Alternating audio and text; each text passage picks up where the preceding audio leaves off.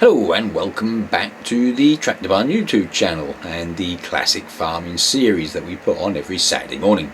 We are on the 8th of August now, had to think there, 8th of August 2003, and we see a very nice Ford 7700 two-wheel drive doing some square baling, again with a Claas square baler. What a lovely looking tractor. Always liked the 7700, I don't know why, just that higher platform and that just really is a nice looking tractor. So again, sit back and enjoy, and as always, I'll catch you on the next one.